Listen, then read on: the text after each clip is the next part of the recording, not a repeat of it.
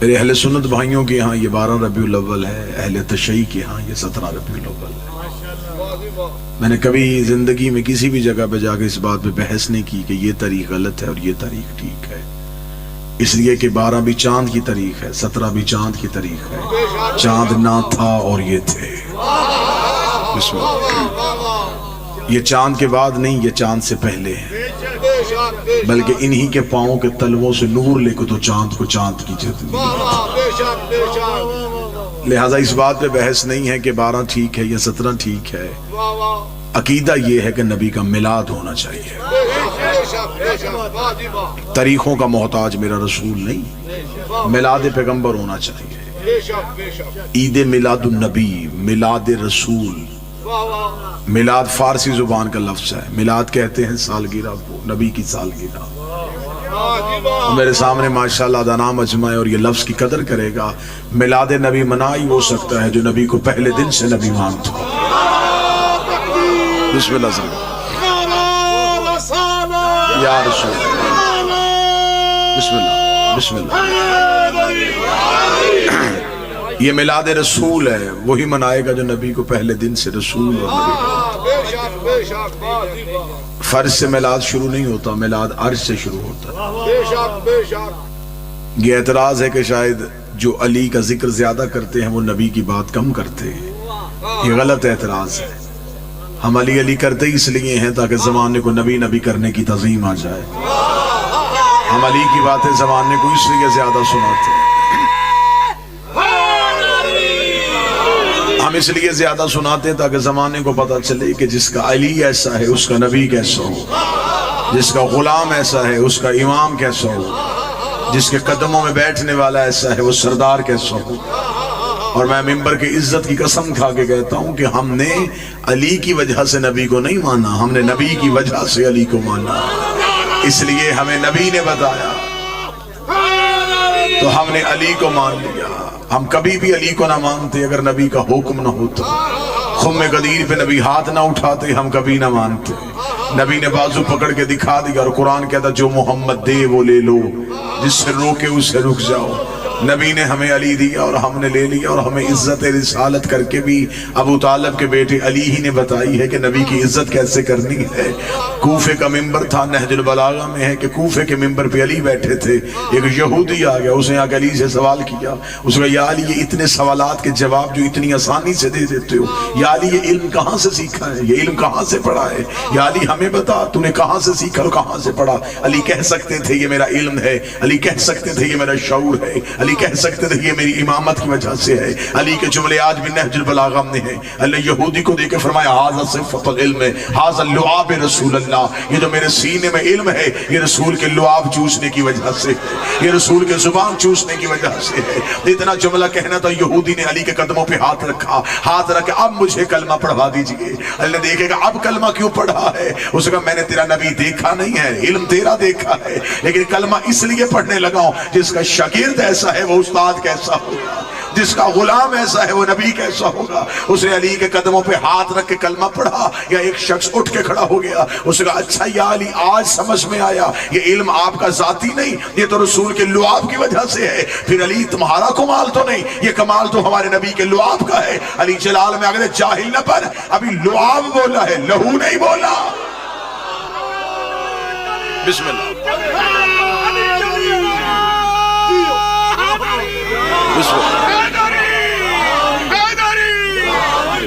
ابھی لعا بولا۔ اللہ اکبر یا رسول اللہ صلی اللہ علیہ وسلم۔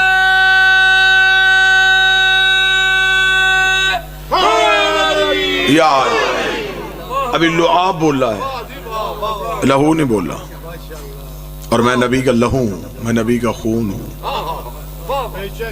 نبی نے فرمایا تھا یا علی لحموں کا لحمی دموں کا دمی، اے علی تیرا گوشت میرا گوشت، تیرا خون میرا خون۔ لہٰذا عزت علی کرنے والوں کو پتا ہے کہ عزت نبی کیا ہے۔ زمانہ پریشان ہے ختم نبوت کے حوالے سے، کبھی کہیں سے نبوت پہ حملہ ہو رہا ہے، کہیں سے ختم نبوت پہ حملہ ہو رہا ہے۔ مسجدوں میں لیکچرز دیے جا رہے ہیں, بچوں کو بتایا جا رہا ہے کہ بیٹا ہمارا نبی آخری نبی ہے, اس کے بعد کسی نبی کو نبی نہیں ہم مان سکتے. یہ بچوں کے ذہنوں میں بتایا جا رہا ہے تاکہ ہمارا بچہ کسی غیر کے ہاتھوں میں آ کے کہیں ختم نبوت کا انکار نہ کر دے, کسی دوسرے کو نبی نہ مان لے. زمانہ پریشان ہے, ہم بڑے مطمئن ہیں, اس لیے کہ ہم نے بابا جی محمد رسول اللہ کے فوراً بعد علی ولی اللہ پڑھا دیا ہے. ہمارے بچے جب علی ولی اللہ پڑھ لیتے ہیں پھر انہیں سمجھانے کی ضرورت نہیں رہتی, پھر انہیں پتا چل جاتا ہے جب علی جیسا بندہ نبی نہیں بن سکا کسی اور کی اوقات ہی کیا.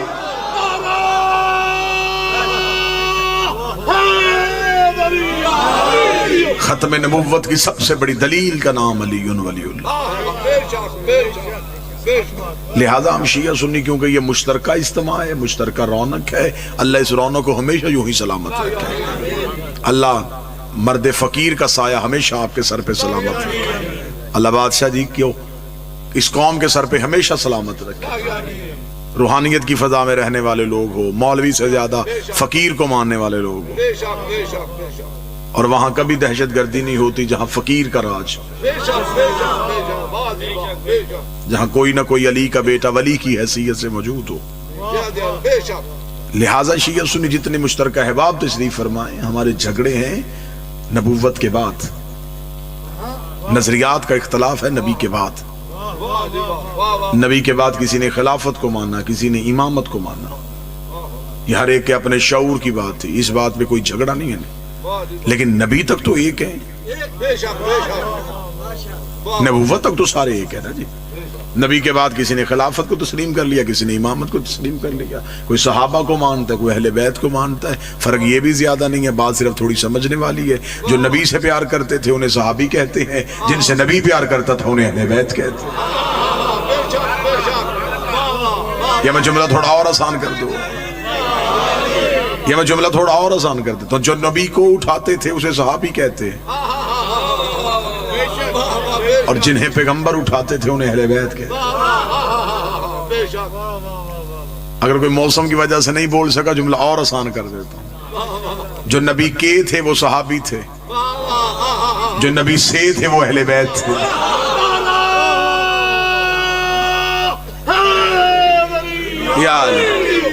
کے والا رشتہ ہے جسم کے ساتھ, سے والا رشتہ ہے نبی کی روح کے ساتھ. فاطمہ تو بضعۃ منی, فاطمہ میرا ٹکڑا. حسین منی, حسین مجھ سے. یا علی انت منی, ہے علی تو مجھ سے. حسن منی, حسن مجھ سے. اس کا مطلب یہاں کے نہیں ہے, یہاں سے ہے. اور درود کے والوں پہ نہیں ہوتا, درود سے والوں پہ.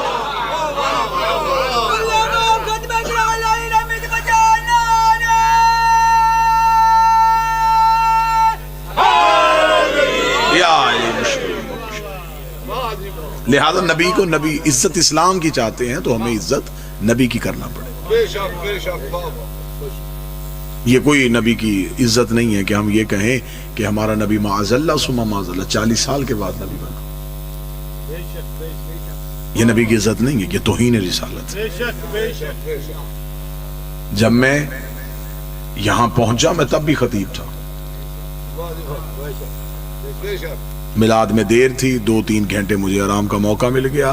جب تک میں کمرے میں بیٹھا رہا میں تب بھی خطیب تھا. منبر پہ آ کے میں نے خطابت کا اظہار کیا ہے, کمرے میں چپ تھا, سننے والا کوئی نہیں تھا. منبر پہ بول رہا ہوں کیونکہ سامنے مجمع ہے. نبی 40 سال تک چپ رہے, 40 سال کے بعد اظہار کیا. 40 سال قرآن بن کے دکھایا, پھر قرآن پڑھ کے سنا. عرب کے جاہلوں سے منوانا تھا, برتن بڑے گندے تھے. لا الہ الا اللہ کہاں رکھا تھا, پہلے انہیں طاہر کیا پھر انہیں بتایا. اس کا مطلب یہ نہیں کہ معاذ اللہ نبی نہیں تھے, نبی تھے. نبی آ کے نہیں بنتا, نبی بن کے آتا ہے. جو ہو نہ اور بن بیٹھے وہ نبی نہیں ہوتا. اب یہ نبی کب سے ہے, آئیے ہم آپ کو بتائیں کہ جب علی ولی اللہ پڑھنے والے, جب علی کے نوکر عقیدہ رسالت پڑھے تو پھر کیسے پڑھتے. اب آپ ہم سے پوچھیں کہ ہم نبی کو کب سے نبی مانتے ہیں. جب کب بھی نہیں تھا. کب کا تعلق ہوتا ہے وقت سے، وقت ابھی بنا ہی نہیں تھا. ربیع الاول کا تو ابھی وجود ہی نہیں تھا. ربیع الاول چاند کی وجہ سے ہے، چاند تو ابھی خلق ہی نہیں ہوا تھا. چاند روشنی سورج سے لیتا ہے، سورج تو ابھی آیا ہی نہیں تھا. سورج آسمان پہ چمکتا ہے، آسمان ابھی اٹھایا ہی نہیں گیا تھا. کائنات ابھی خلق ہی نہیں ہوئی تھی، زمانے میں کچھ بھی نہیں تھا. میں کیا کہوں، جس نے یہ لکھا کہ زمانے میں اندھیرا تھا اس نے بھی غلطی کی. اندھیرا بھی مخلوق ہے، سناٹا بھی مخلوق ہے. کچھ بھی نہیں تھا. میری زبان جبریل کی طرح کانپ کے پیچھے رہ جاتی ہے. میں کیا کہوں کہ کیا تھا اور میرا نبی تھا. پھر اگر شیعہ سنی بیٹھے ہو تو میں ایک سطر کہنے لگا ہوں، ایک بنانے والا تھا، ایک بننے والا تھا، ایک عزت دینے والا تھا، ایک عزت پانے والا تھا. کبریائی اپنی تنہائی میں تھی، وحدت اپنی وحدت میں تھی. کہتا بھی تو اللہ ہے تو کسے کہتا؟ اس نے چاہا کہ کسی کو تو پتا چلے کہ میں خدا ہوں. پھر اس نے اپنے ہی نور سے ایک نور کو علیحدہ کیا. اب جو میلاد عرش سے سننا چاہتے ہو ذرا سر اٹھانا. اس نے اپنے ہی نور سے ایک نور کو علیحدہ کیا. اس نے نور کو علیحدہ کر کے کہا اب تو نے جا کے بتانا ہے کہ میں ہوں.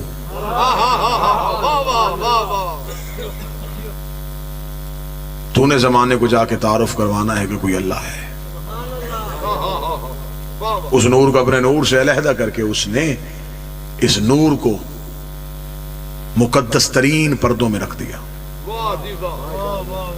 12,000 سال تک یہ نور حجاب قدرت میں رہا، جہاں پر سبحان ربی الاعلیٰ کی تسبیح پڑھتا رہا. 11,000 سال تک یہ نور حجاب منت میں رہا، جہاں پر سبحان من ہوا قائم لا یلہو کی تسبیح پڑھتا رہا. 10,000 سال تک یہ نور حجاب سعادت میں رہا، جہاں پر سبحان من ہوا دائم لا یسمو کی تسبیح پڑھتا رہا. 9,000 سال تک یہ نور حجاب عزت میں رہا، جہاں پر سبحان ذی العزت والجبار کی تسبیح پڑھتا رہا. 8,000 سال تک یہ نور حجاب کرامت میں رہا، جہاں پر سبحان من ہوا غنی لفظ میں تسبیح پڑھتا رہا. 7,000 سال تک یہ نور حجاب عزت میں رہا، جہاں پر سبحان ذی العزت والجبار کی تسبیح پڑھتا رہا. 6,000 سال تک نور حجاب رفت میں رہا، جہاں پر سبحان رفیع الاعلیٰ کی تسبیح پڑھتا رہا. 5,000 سال تک نور حجاب نبوت میں رہا، جہاں پر سبحان ذی المن والمنان کی تسبیح پڑھتا رہا. 4,000 سال تک نور حجاب ہیبت میں رہا، جہاں پر سبحان ذی الہیبت عند الماء کی تسبیح پڑھتا رہا. 3,000 سال تک نور حجاب غیبت میں رہا، جہاں پر سبحان ذی الغیبت عند الماء کی تسبیح پڑھتا رہا. 2,000 سال تک نور حجاب حسن میں رہا، جہاں پر سبحان ذی الحسن والجمیل کی تسبیح پڑھتا رہا. 1,000 سال تک نور حجاب شفاعت میں رہا، جہاں پر سبحانہ ہوا بحمدہ کی تسبیح پڑھتا گیا. ان 12 پردوں سے نور کا باہر آنا تھا. فقطر منہ مئۃ الف قطر 4 شرور. اس نور سے ایک کم 1,24,000 پسینے کے قطرے گرے. خدا نے ہر قطرے کے صدقے ایک نبی بنایا. پسینے کے قطرے گرتے گئے. کوئی آدم صفی اللہ بن گیا، کوئی نوح نجی اللہ بن گیا، کوئی ابراہیم خلیل اللہ بن گیا. برابری نبی کی نہ کرنا. تیرا پسینہ گرے بیماریاں بنتی ہے، اس کا پسینہ گرے یوسف جیسے حسین بنتی.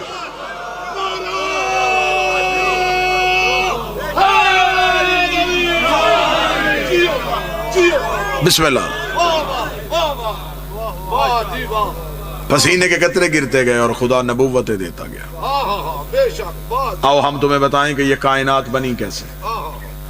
معصوم فرماتے خالق العرش من العرق راسہ، نبی کے سر کا پسینہ لیا آسمان بنا دیا. اور قطر کو بندہ یہ نہ سمجھے کہ پسینہ معاذ اللہ کوئی کثافت ہے، نور سے نور گر رہا ہے.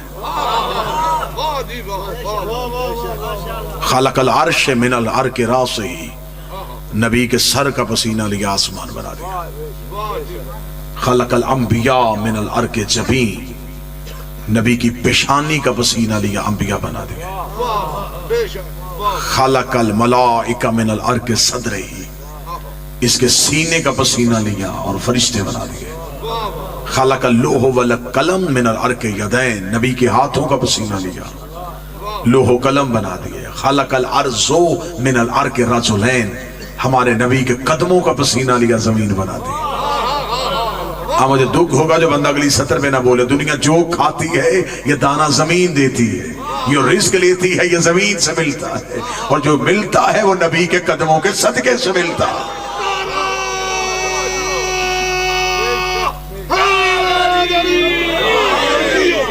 اب یہ سب کچھ کیوں بنایا؟ اس لیے بنایا، آواز آئی میں نے تجھے بنایا اپنے لیے، تجھے بنایا میں نے اپنے لیے، اب جو بناؤں گا، اب تو جو میری طرف کیجئے گا سر، تجھے بنایا میں نے اپنے لیے، اب جو بھی بناؤں گا وہ تیرے لیے بناؤں گا۔ میں نے آسمان کا سائبان اٹھایا تیرے لیے، بس جو بھی کام کرنا یار ایک دفعہ کر لو۔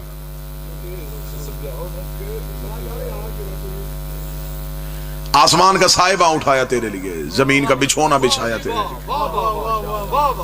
آج بھی چند بندے شیعہ سنیوں سے پوچھتے ہیں کہ تم میلاد کیوں مناتے ہو؟ یہ میلاد منانا قرآن کی کس آیت میں لکھا؟ آؤ میں تمہیں قرآن سے ثابت کروں میلاد کس نے منایا۔ سب سے پہلے یہ میلاد ہی اللہ نے منایا تھا۔ خدا نے کہا میں نے زمین کی دری بچھائی ہے تیرے لیے، میں نے آسمان کا سائبہ لگایا ہے تیرے لیے، میں نے سورج کی لائٹ رکھی ہے تیرے لیے، میں نے چاند میں روشنی رکھی ہے تیرے لیے، میں نے ستاروں میں چمک رکھی ہے تیرے لیے، میں نے ہواؤں میں ترنم رکھا ہے تیرے لیے، میں نے دریا کو روانی بخشی تیرے لیے، میں نے سمندر کو طغیانی دی تیرے لیے، میں نے بادل کو شور دیا تیرے لیے، میں نے ہواؤں کو زور دیا تیرے لیے، میں نے کلیوں میں چٹک رکھی تیری محبت کے لیے، میں نے سبزے میں لہک رکھی تیرے پیار کے لیے، میں کائنات میں جو جو بناتا گیا وہ تیرے لیے بناتا گیا، کائنات میں جو جو سجاتا گیا وہ تیرے لیے سجاتا گیا۔ تجھے میں نے صرف اپنے لیے بنایا تھا، پھر کائنات کا ذرہ ذرہ میں نے تیرے لیے بنایا، کائنات کا ذرہ ذرہ میں نے تیری محبت میں بنایا۔ ابھی یہاں پہ کوئی آئے گا اور وہ آ کے دیکھے گا کہ یہاں لائٹیں ہیں، یہاں ساؤنڈ ہے، یہاں دریاں ہیں، یہاں سائبہ ہے، کوئی پوچھے گا کیا ہو رہا ہے؟ آواز آئے گی یہاں میلاد ہو رہا ہے۔ وہی بندہ کل یہاں پہ آئے گا، نہ کلین ہوگا، نہ سائبہ ہوگا، نہ ممبر ہوگا، نہ روشنیاں ہوگی۔ وہ کہے گا جو کل رونق تھی وہ کہاں گئی؟ وہ کہیں گے رونق تھی میلاد کی وجہ سے، میلاد ختم ہو گیا، رونق ختم ہو گئی۔ میرے اللہ تو نے کہا زمین بچھائی ہے نبی کے لیے، آسمان کا سائبہ ہے تیرے پیغمبر کے لیے، اور اگر نبی دنیا سے چلے گئے ہیں زمین کو لپیٹ کیوں نہیں دیتا؟ آسمان کو گرا کیوں نہیں دیتا؟ سورج کو بجھا کیوں نہیں دیتا؟ فرمایا جاہل نہ بننا، محمد تھے نہیں، محمد ہیں۔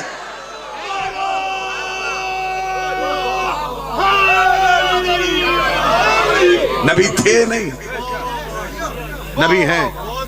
اور جو آج کہتا ہے کہ معاذاللہ ثم معاذاللہ نبی دنیا سے چلے گئے، وہ بھی اپنی اذان میں کہتا ہے اشہد ان محمد رسول اللہ، میں گواہی دیتا ہوں محمد اللہ کے رسول ہیں، تھے نہیں۔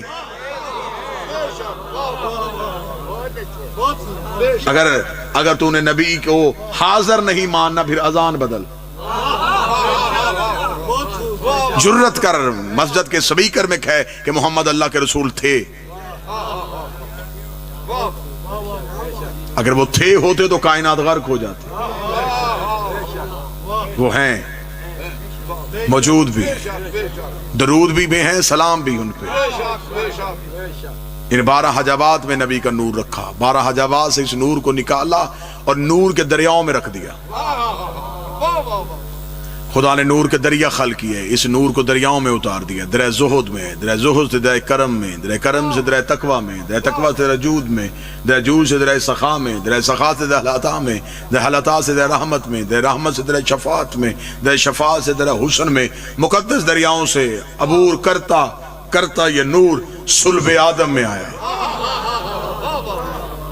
اب مجھے اگلی سطر پہ پتہ لگے گا کتنا مجمع جاگ رہا ہے۔ صلب آدم میں اس نور کا آنا تھا، آواز آئی فرشتوں کو اب کرو سجدہ۔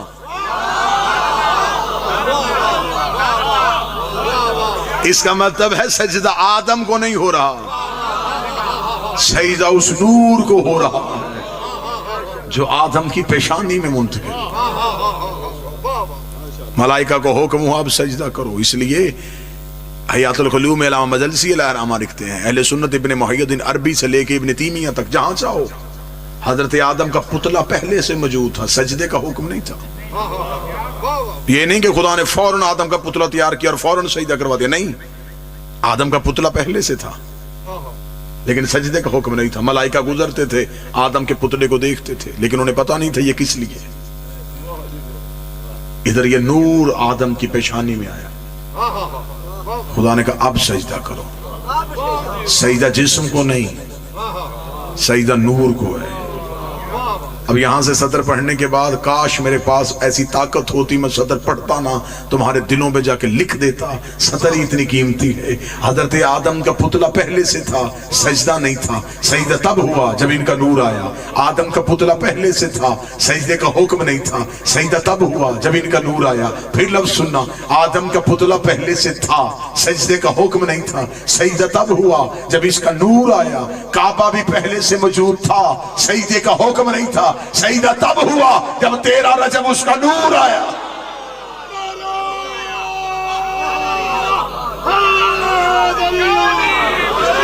وہاں بھی نور کو سجدہ.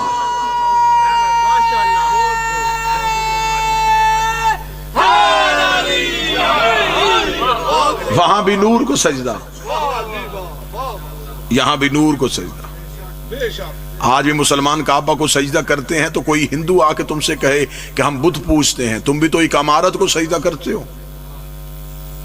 لیکن معصوم فرماتے ہیں کہ کعبے کے سجدے میں بھی دو چیزیں, ایک جسم جھکتا ہے, ایک روح جھکتی ہے. اور کعبہ بھی دو چیزوں کا مجموعہ ہے. ایک کعبہ ہے مٹی کا گھر, ایک ہے اس میں نور. سجدہ بھی اسے دو چیزیں کر رہی ہیں, ایک بدن ایک روح. بدن کا تعلق مٹی سے, مٹی مٹی کو جھک رہی ہے. روح کا تعلق نور سے ہے, نور نور کو جھک رہا ہے. صلب آدم میں اس نور کا آنا تھا, خدا نے اسے صلب آدم سے صلب شیش میں منتقل کیا.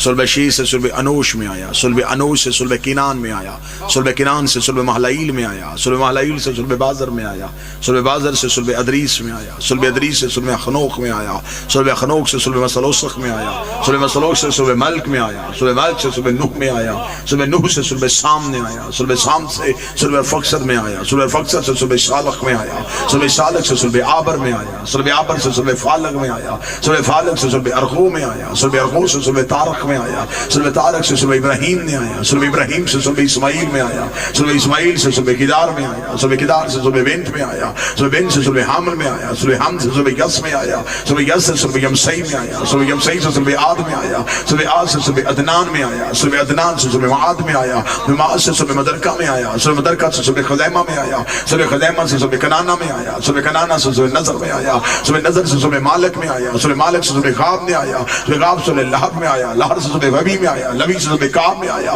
صلب کعب سے صلب کلاب میں آیا, صلب کلاب سے صلب زید میں آیا, صلب زید سے صلب قصی میں آیا, صلب قصی سے صلب عبد مناف میں آیا, صلب عبد مناف سے صلب ہاشم میں آیا, صلب ہاشم سے صلب عبد المطلب میں آیا. صلب عبد المطلب میں پہنچ کے دو برابر حصوں میں تقسیم ہو گیا. ایک صلب عبداللہ میں چلا گیا, ایک صلب ابو طالب میں چلا گیا. جو صلب عبداللہ میں آیا محمد رسول اللہ بن گیا, جو صلب ابو طالب میں آیا علی اور ولی.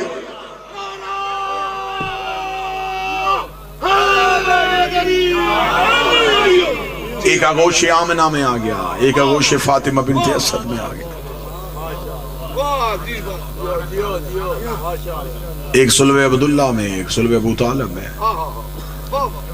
اور جو صلب عبداللہ میں گیا وہ بھی صلب عبداللہ سے ہو کے آغوش ابو طالب میں آ گیا. اب ابو طالب کی گود میں دو حجتیں ہیں. مسلمانوں نے تاریخ لکھی اسلام کی 40 سال کے بعد. تم نے 40 سال کی پچھلی تاریخ کو کہاں کیا؟ 40 سال کی پچھلی تاریخ اس لیے نہیں لکھی کہ وہ تاریخ میں صرف 3 ہی ہستیاں نظر آ رہی ہیں کہ ابو طالب, خدیجہ, علی.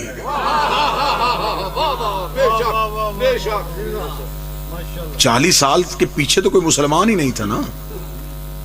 40 سال کے پیچھے مسلمانوں نے پوری تاریخ چھپا لی. صرف اتنا بتایا کہ 12 ربیع الاول کو کیسر و کسرا کے کنگرے گر گئے, بت ٹوٹ ٹوٹ کے زمین پہ آئے. یہاں نبی کی عزت بتا دی.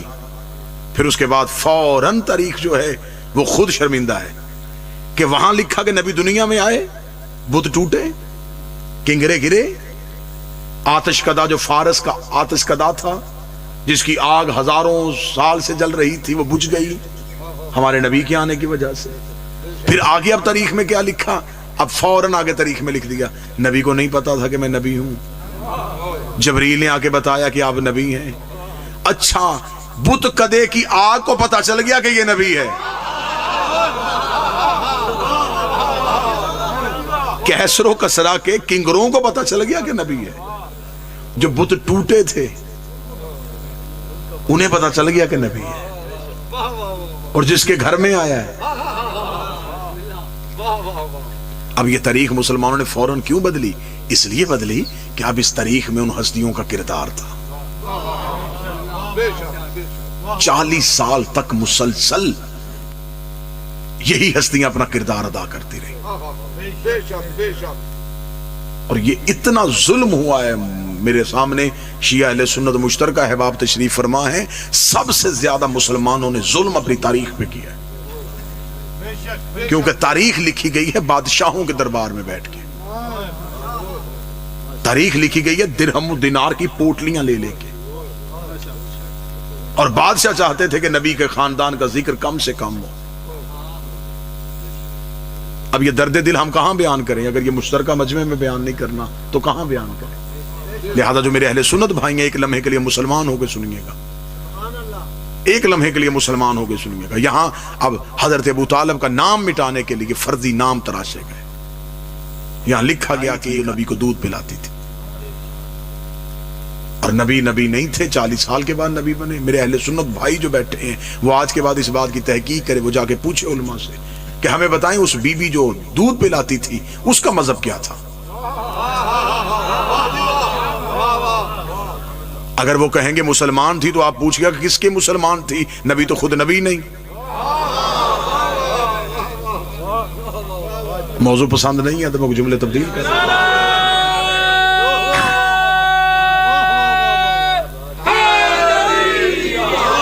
یہ باتیں میں اس لیے کر رہا ہوں کہ بڑے خوش ترین وہ لوگ ہوتے ہیں اور علاقے ہوتے ہیں جہاں پہ شیعہ اہل سنت مل کے میلاد مناتے ہیں. تو آپ ہمیں بتائیں کہ اس بی بی نے کس کا کلمہ پڑھا تھا؟ نبی کا. تو نبی تو آپ کے عقیدے کے مطابق خود نبی نہیں تھے. اب اگر وہ کہیں گے کہ نہیں وہ کلمہ نہیں پڑھا تھا لیکن دودھ پلاتی تھی، پھر میں قرآن کی آیت کو کہاں لے کے جاؤں؟ اللہ قرآن میں کہتا وَحَرَّمْنَا عَلَيْهِ الْمَرَاضِعَ، ہم نے حرام کر دیا تھا دائیوں کا دودھ موسیٰ پہ. موسیٰ نوکر ہے، یہ سردار. حضرت موسیٰ تو 3 دن کے مجبوری میں بھی دائی کا دودھ نہیں پی رہے، تو پھر یہ دودھ سردار نے کیسے پی لیا؟ پھر اس کا مطلب ہے یہ نام اس لیے تراشا گیا. اگر یہ نام نہ لکھتے پھر بتانا پڑتا کس نے پالا.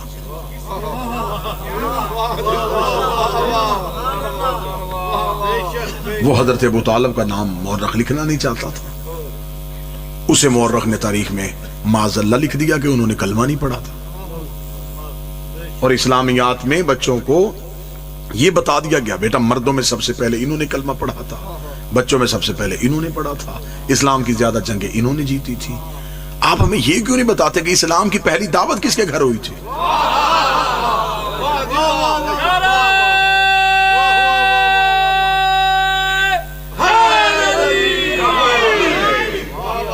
یہ اسلام کی پہلی دعوت کس کے گھر میں ہوئی؟ یہ دعوت ذوالعشیرہ جو اللہ نے کہا کہ ان کو دعوت ایمان دے. اس کا مطلب جنہیں دی جا رہی ہے وہ کافر ہیں، اور جن کے گھر میں ہو رہی ہے وہ صاحبان ایمان ہیں. یہ اسلام کی پہلی دعوت مورخین نے بلا تفریق مذہب و ملت. کوئی میرا سنی بھائی یہ سمجھ کے نہ سنے کہ یہ شاید شیعہ کتابوں میں لکھا اور ہماری کتابوں میں یہ باتیں ثابت نہیں ہے. آپ جتنی کتابیں چاہیں گے ابن خلدون سے لے کے ڈاکٹر طاہر القادری تک ان کا میزان لکھا ہے. یہ اسلام کی پہلی دعوت حضرت ابو طالب کے گھر میں ہوئی. مجمع میرے سامنے پنچایت کی صورت میں موجود ہے، جن کی آنکھوں میں نیند نہیں اور چہرے پہ موسم کا اثر نہیں. وہ مجھے بول کے بتائیں گے کہ ابو طالب کا گھر کہاں تھا؟ کہتے مکہ میں. اللہ کا اپنا گھر کہاں تھا؟ مکہ میں. تو جب اللہ کا اپنا گھر تھا تو بات ابو طالب کے گھر میں کیوں ہوئی؟ چاہیے تو یہ تھا. آپ کو پتہ چل گیا 1400 سال کے بعد کہ حضرت ابو طالب نے کلمہ نہیں پڑھا. خدا کے علم غیب میں نہیں تھا کہ اس نے تو کلمہ ہی نہیں پڑھنا، پھر خدا کو کیا ضرورت تھی؟ اسلام کی پہلی دعوت سنگ بنیاد اس کے گھر میں رکھے. جب اللہ کا اپنا گھر تھا تو کہہ دیتا میرا حبیب جب میرا گھر مکے میں موجود ہے تو میرے گھر میں یا کعبے کی دیوار کے ساتھ ٹیک لگا, میری وحدانیت کی بات کر, اپنی رسالت کی بات کر, لا الہ کا ذکر کر, محمد رسول اللہ کی بات کر. بات اللہ کی تھی, ہو ابو طالب کے گھر میں رہی ہے. بات رسول کی تھی, ہو ابو طالب کے گھر میں رہی ہے. جب ہم نے علماء سے پوچھا اگر وجہ کیا تھی کہ اسلام کی پہلی دعوت اللہ کے گھر میں کیوں نہیں ہوئی, انہوں نے کہا وجہ یہ تھی تب اللہ کے گھر میں بت پڑے تھے, تب اللہ کے گھر میں بت پڑے تھے, تب اللہ کے گھر میں بت پڑے تھے. اس کا مطلب آپ مان گئے ہیں رحمان کے گھر بت تھے, عمران کے گھر بت نہیں تھے. حضرت ابو طالب کے گھر میں بت تھے, جس کے گھر میں دعوت ہو رہی ہے. آئیے جا کے ہسٹری سے پوچھئے تو صحیح کردار کیا ہے ان ہستیوں کا. وہ قومیں برباد ہو جاتی ہیں جو محسنوں کو بھول جاتی ہیں. تم نے پاکستان کی کرنسی پہ قائد اعظم کی تصویر رکھی, کاش تم تاریخ میں ابو طالب کا ذکر بھی کرتے. بانی اسلام, مربی رسالت, نگہبان پیغمبر, جس کے بڑھاپے کے سائے میں اسلام کی یتیمی نے جوانی کے انداز سیکھے, جس کی انگلی پکڑ کے رسول نے چلنا سیکھا. کتنا بڑا کردار ہے حضرت ابو طالب کا. حضرت ابو طالب نے 3 دن تک اپنے گھر میں دعوت کی ہے, اور ایک ایک دروازے پہ جا کے کہا کہ میرا بھتیجا تم سے کوئی بات کرنا چاہتا ہے. بلانے کا عرب میں کوئی طریقہ اور تو تھا نہیں, ابو طالب نے کھانے کا بندوبست کروا لیا. کچھ لوگ ذکر کے لیے نہیں آتے, انسانی فطرت کے عین مطابق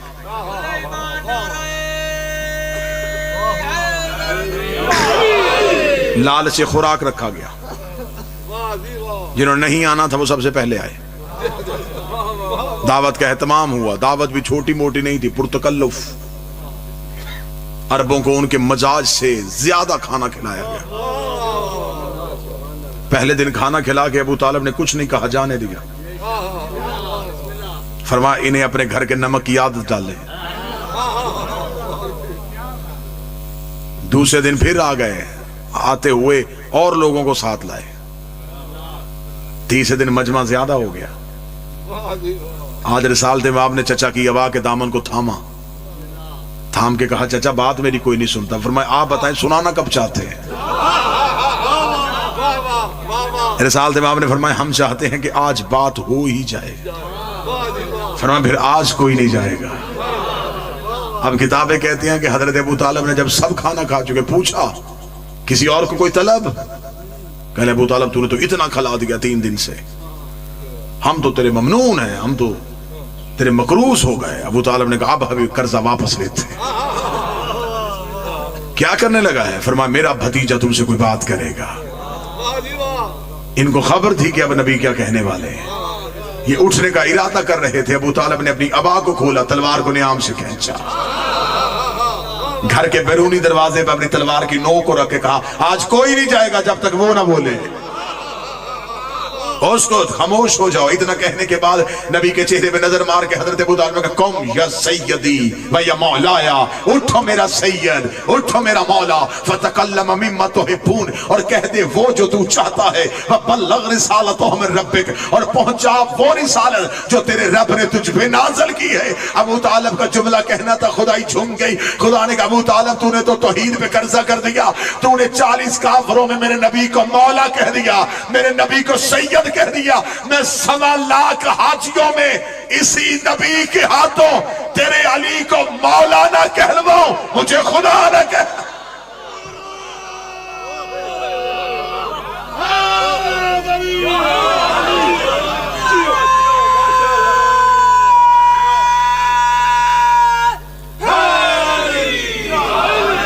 اٹھئے اور تقریر کیجئے. متوجہ ہیں صاحب؟ آئیے ہم آپ کو بتائیں اس میلاد میں کہ اسلام شروع کہاں سے ہوا, کس کے گھر میں یہ بنیاد رکھی گئی. رسول تقریر کے لیے اٹھے, کافروں نے سر جھکا لیے. یہ اسلام کی پہلی تقریر. رسول نے کافروں کے درمیان کھڑے ہو کہا ایھا الناس قولوا لا الہ الا اللہ, اے انسانوں کہو اللہ ایک ہے. بڑا مشکل تھا عرب میں یہ جملہ کہنا کہ جب ایک ایک گھر میں کئی کئی خدا تھے، ان کے سامنے کہنا کہ اللہ ایک ہے. رسالت مآب کا یہ جملہ نہیں تھا، کافروں کے سینے پہ خنجر چلا. کیا اللہ ایک ہے؟ سر اٹھا کے دیکھا، جب دروازے کی طرف دیکھا تو ابو طالب تلوار لے کے کھڑے. بابا چہرہ موڑ کے کہتے ہیں تجھے کس نے بتایا ہے کہ اللہ ایک ہے؟ فرمایا میں اس کا رسول ہوں.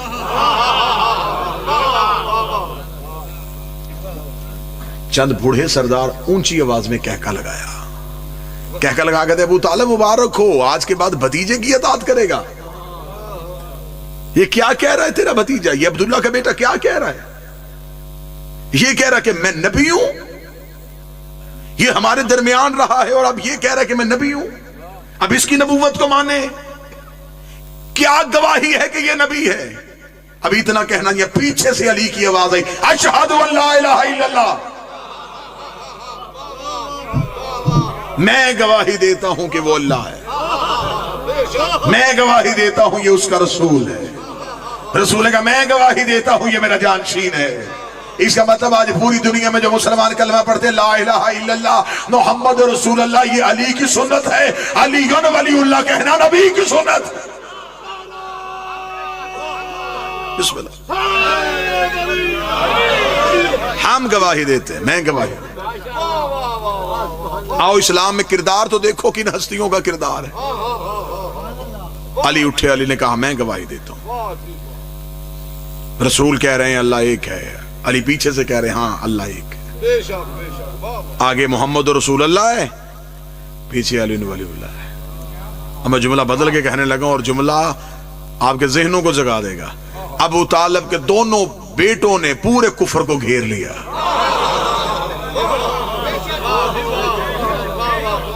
آگے محمد رسول اللہ، پیچھے علی ولی اللہ. آگے دیکھے تو محمد نظر آتا ہے، پیچھے دیکھے تو علی نظر آتا ہے.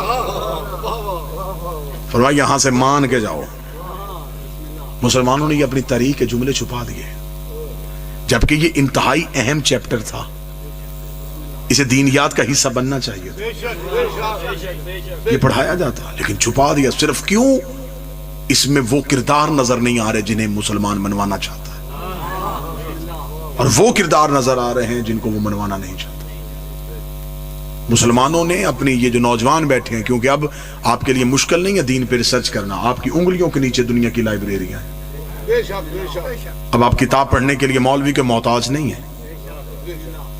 آپ مطالعے کا شوق پیدا کیجئے، اور آپ اسلام کی ہسٹری کو ڈھونڈنا چاہیں تو سب سے زیادہ اسلام کی ہسٹری کو جو کلیکٹ کیا وہ رومن امپائرز نے کیا. فال آف دا رومن امپائرز. کیونکہ مسلمانوں نے، یہ عیسائیوں نے مسلمان کی تاریخ کیوں خریدی؟ اگر آپ بور نہ ہو تو میں یہ جملہ بھی بتا دوں. مسلمان جب لشکر لے جا کے خطے فتح کر رہے تھے تو انہوں نے اپنی تاریخ کی کتابیں ردی بنا کے بیچی تھی. جب مسلمانوں کے جب یہ جاتے تھے اور دوسرے بادشاہ پہ حملہ کرتے تھے، اس کے کتب خانے چوری ہوتے تھے، جلا دیے جاتے تھے، تو مسلمانوں کی یہ پوری تاریخ کی کتابیں جو قلمی نسخے تھے، جو ہاتھوں سے لکھے ہوئے تھے، یہ یا دریا میں بہا دیے گئے یا یہ ردی بنا کے بیچ دیے گئے. اور یہ سب خریدے عیسائیوں نے. اور آج بھی ہالینڈ میں ایک شہر ہے، ڈچ اس کا نام ہے، سب سے پہلی عیسائیوں نے جو ایک پریس بنایا تھا وہ سب سے پہلے اس شہر میں بنایا تھا، اور انہوں نے سب سے پہلے مسلمانوں کی تاریخ دوبارہ چھاپی. اور عیسائی ان پہ اعتراض کرتے یہ مسلمانوں کی ہسٹری کا تم کیوں چھاپ رہے ہو؟ انہوں نے کہا ابھی یہ ملک فتح کر رہے ہیں، انہیں اس کی ضرورت پڑے گی. پھر جب انہیں ضرورت مسلمانوں کو پڑی تو پھر انہوں نے سونے میں تول کے دی ہے مسلمانوں کو تاریخ، اور انہوں نے اس کے جو نسخے تھے وہ اپنے پاس رکھ لیے تاکہ کبھی بھی مسلمان ہمارے سامنے آئے تو ہم اسے اس کی تاریخ سنائیں. آج بھی دنیا کی سب سے جو بڑی لائبریریاں ہیں، برٹش لائبریری ہے، ٹرکش لائبریری ہے، آکسفورڈ کی لائبریری ہے، آپ وہاں جائیں آپ کو فال آف دا رومن امپائرز ملے گی. آپ انٹرنیٹ پہ جائیں آپ کو وہاں بھی ملے گی. اس نے اسلام کی اس پہلی دعوت کو بڑے خوبصورت لفظوں میں لکھا ہے. اسے کہا جب پروفٹ تقریر کے لیے اٹھا, there was a keep silence on all of the Quraysh, پورے قریش میں خاموشی طاری تھی. And prophet says who will help me, اور نبی کہہ رہے تھے کون ہے جو میری مدد کرے گا, who will follow me, کون ہے جو میری اتباع کرے گا. وہ کہتا وہاں خاموشی تھی, but one child, لیکن ایک بچہ, his name was Ali, اس کا نام علی تھا. He was only 10 years old, وہ صرف 10 سال کا تھا. He cried, وہ چیخا, he jumped, وہ اچھلا. اس نے کہا I will help you, میں تیری مدد کروں گا. I will follow you, میں تیری اتباع کروں گا. I brought the brawn of your enemies, میں تیرے دشمنوں کی ہڈیاں توڑوں گا.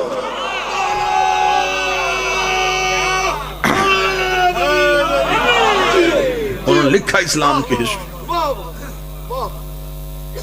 اب اسلام کی پہلی دعوت ہو گئی, نبی کی تقریر ہو گئی, کافروں کو پتہ چل گیا کہ اچھا تو اب یہ نبی ہے.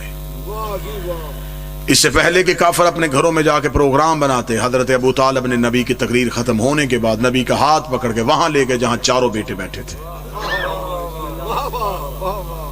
فرمایا آج کے بعد تمہارے ذمے ہے اس کی حفاظت کرنا. اور تمہیں بتائیں کہ اسلام کے موسم کون ہے. خطرے کے بستر پہ اپنا اٹھایا اور نبی کے بستر پہ سلایا. یہ جو علی ہجرت کی رات مطمئن ہو گئے سو گئے تھے, یہ بچپن کی عادت تھی.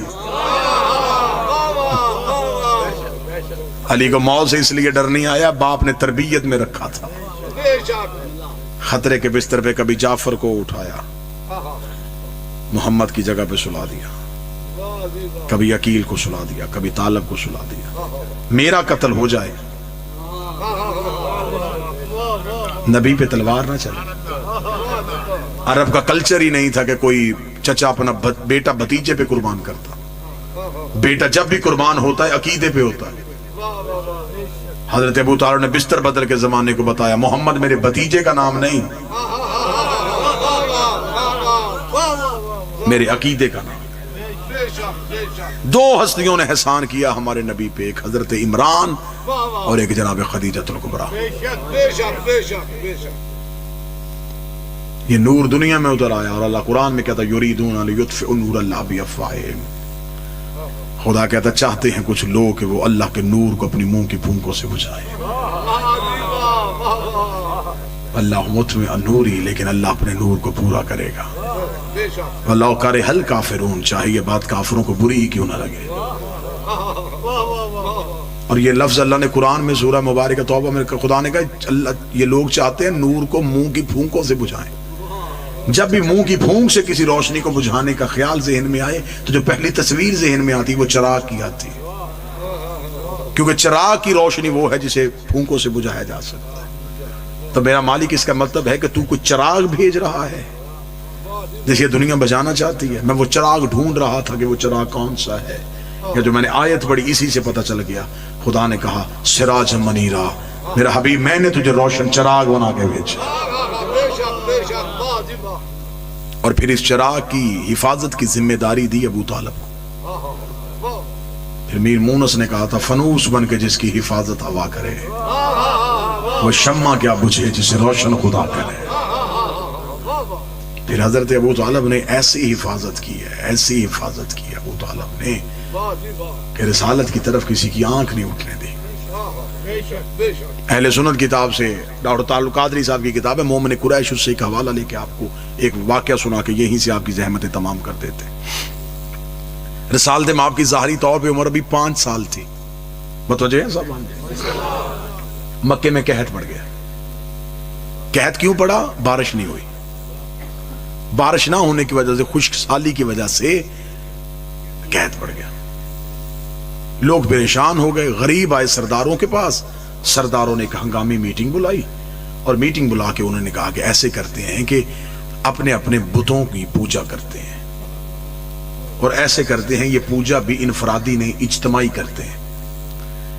ایک دن رکھ لیتے ہیں دعا کا, ہر قبیلہ اپنا اپنا بت لے کے آئے. اور آپ نوجوانوں کو سمجھانے کے لیے, بزرگ بہتر جانتے ہیں, یہ عربوں کی تہذیب تھی, یہ دوسرے قبیلے کا خدا بھی نہیں پوجتے تھے.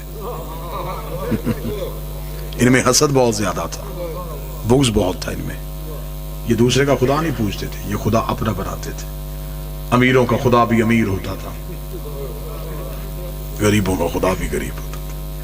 اب آپ کے ذہن میں آئے گا کہ امیروں کا خدا امیر کیسے؟ جو امیر خدا ہوتا تھا اس کو سونے کے کنگن پہنائے جاتے تھے، غریب آٹا چاول لے کے بھی خاموش ہو جاتا تھا۔ امیروں کے خدا علیحدہ، غریبوں کے خدا علیحدہ۔ انہوں نے کہا نہیں جی اب کوئی نہیں، اب جو ایک دن مقرر ہو سارے اپنے اپنے خدا لے کے آئیں گے، سارے بت رکھیں گے، آگے اکٹھے ہو کے بیٹھیں گے، بتوں کی پوجا کریں گے، ان سے اجتماعی طور پہ منت کریں گے، بارش ہو جائے گی۔ ایک بوڑھا اٹھ کے کھڑا ہو گیا، اس نے کہا ہاشمی کسے لے کے آئیں گے؟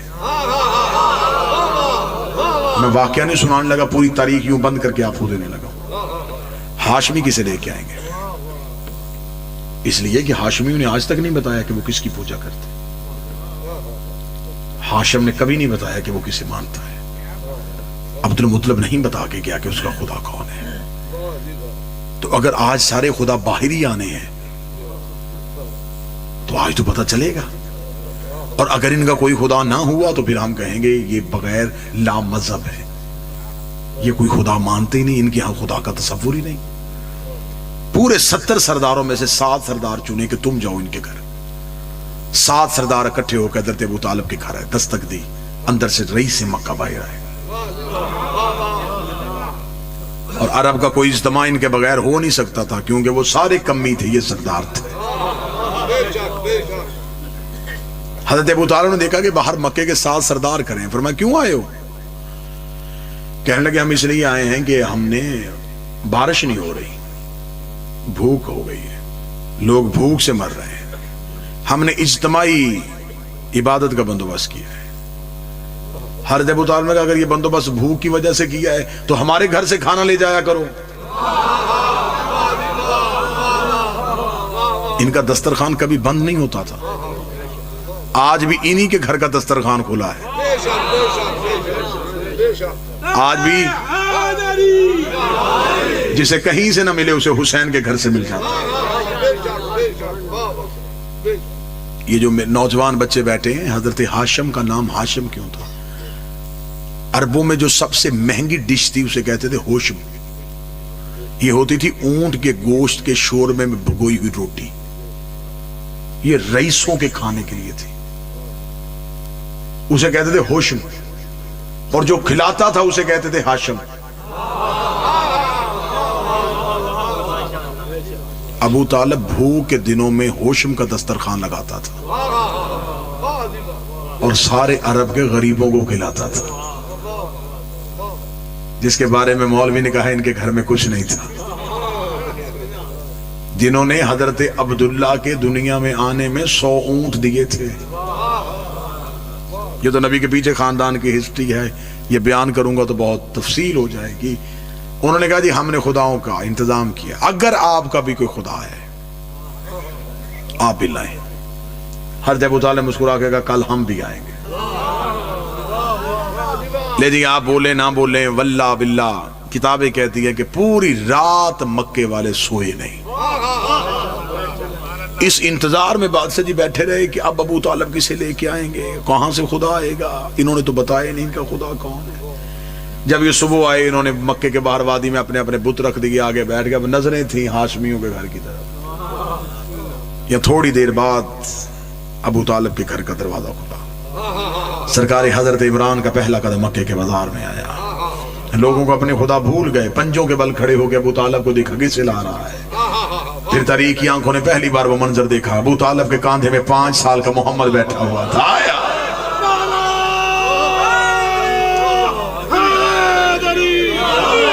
آپ خاموش ہو گئے، ابھی لا الہ الا اللہ کا نعرہ لگا ہی نہیں، ابھی کسی کو پتہ ہی نہیں کہ اللہ ہے۔